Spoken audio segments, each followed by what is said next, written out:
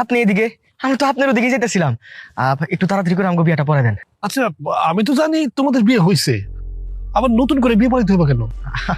আমার বউ, আমি যত খুশি ততবার বিয়ে করতে পারবো, তাতে তো কোনো সমস্যা নাই। এখন গতবার বিয়েটা হয়েছে একটু তাড়াহুড়ার মাঝে হয়েছে, তার জন্য চাইতেছি যে সুন্দর করে এবার বিয়েটা করি। এখন হুজুর একটু জলদি করে আমাকে বিয়েটা পড়ায় দেন। উনি যেহেতু এত করে বলতেছে, আপনি আমাদের বিয়েটা তাড়াতাড়ি করে পড়িয়ে দেন। আচ্ছা, তোমার নাম কি? তুমি কোন গ্রামে থাকো? আর তোমার বাবা মাকে জীবিত? ওর নাম হইতেছে রিচি। ও আমাকে পাশের গ্রামে থাকে, আর ওর বাবা মা বলতে কেউই নাই, এতিম। ও, এতিম। আচ্ছা, আমি তো আশেপাশে সব গ্রামে চিনি। তুমি কোন গ্রামে থাকো? আর তোমার বাবা মার নাম কি? আমার গ্রামের নাম হচ্ছে রসুলপুর, আর আমার বাবার নাম। হুজুর, এত কিছু কেন জিজ্ঞাসা করতেছেন আপনি? আমি তো কইতাছি যে বিয়েটা পড়ায় দেন, তাইলে তো হয়। হ্যাঁ, ঠিক আছে, আমি তোমাদের বিয়েটা পড়াই দেবো। আসসালামু আলাইকুম। ওয়ালাইকুম আসসালাম। হুজুর, হঠাৎ করে আপনি আমার বাড়িতে আসলেন যে?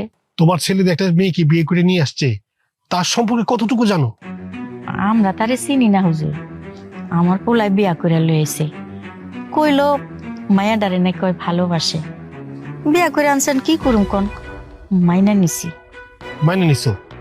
তোমার ছেলে একটা মেয়ের বিয়ে করে নিয়ে আসছে আর তোমরা মাইনে নিলা?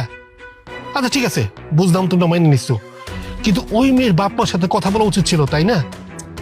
আহারে, মায়াডার বাপ মা কেউই নাই। মায়াডা কইলো ওই নাকি ওর মামার কাছে মানুষ হইছে। আমরা আর জোরাজোরি করি নাই, গার্জিয়ান খুঁজে কি হইব। শোনো, একটা ঝামেলা কিন্তু হয়ে গেছে। এই সমস্যার সমাধান যদি না করো, সামনে কিন্তু আর বড় ঝামেলা হবে। হুজুর, কি এমন ঝামেলা যেটা আমি জানি না? আমারে খুইলা কর না। ঝামেলাটা হইলো, আমি বলতেছি, ঝামেলাটা হলো আপনি যে এখানে এতক্ষণ ধরে দাঁড়ায় আছেন, বাবা আপনারা তো পাগলের মতো ডাকতেছে। আর হুজুর আপনাকে যে এই ঝামেলার কথা বলতে আসছে, আমি আপনারে বলতেছি, আপনি তো অনেকদিন ধরে মিলাদ করেন না।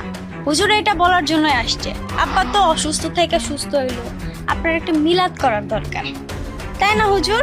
আচ্ছা শোনো হাসিবের মা, একটা জরুরি কাজ আছে তো, আমার এখন যাইতে হইতেছে। এই ব্যাপারে পরে কথা কমনে। আসসালামু আলাইকুম।